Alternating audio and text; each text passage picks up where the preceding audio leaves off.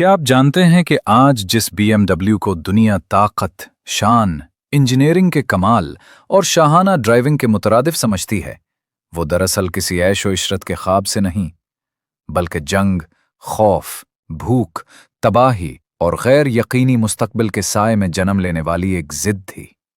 एक ऐसी जिद जो वक्त के हर थपेड़े के साथ कमजोर होने के बजाय मजीद मजबूत होती चली गई।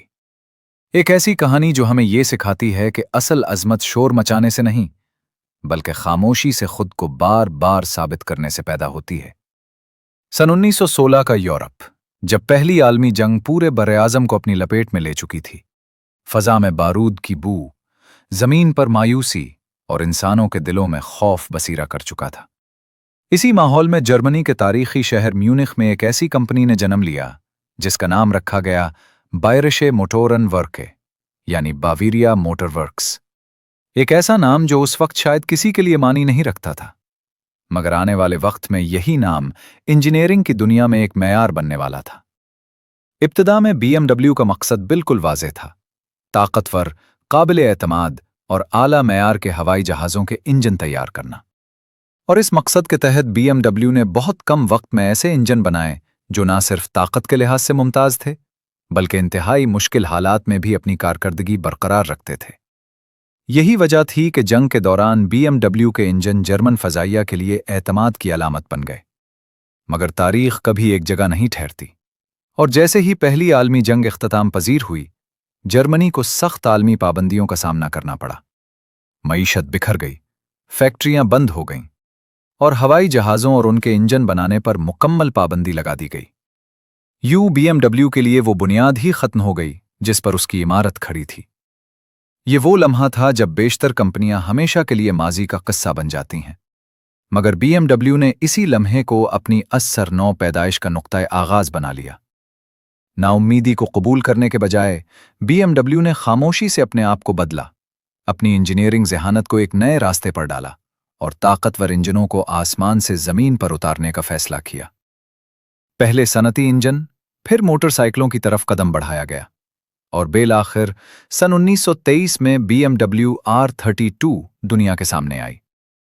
एक ऐसी मोटरसाइकिल जो अपने वक्त से कहीं आगे थी, जिसका इंजन डिजाइन, तवाजुन और मजबूती आज भी इंजीनियरिंग की किताबों में मिसाल के तौर पर पेश की जाती है। और यही वो लम्हा था जब BMW ने दुनिया को ये पैगाम दिया कि वो हालात की गुलाम नहीं, बल्कि हालात को बदलने वाली कुव्वत रखती है। इस कामयाबी ने BMW के अंदर एक नया एतमाद पैदा किया, एक नई सोच को जन्म दिया, और इसी सोच ने सन 1928 में BMW को गाड़ियों की दुनिया में दाखिल होने पर मजबूर किया। मगर यह दाखिला किसी शोर शराबे के साथ नहीं, बल्कि खामोश अज़्म के साथ हुआ, क्योंकि उस वक्त गाड़ियों की मार्केट पहले ही मजबूत खिलाड़ियों से भरी हुई थी, वसाइल महदूद थे और हर कदम एक खतरा था।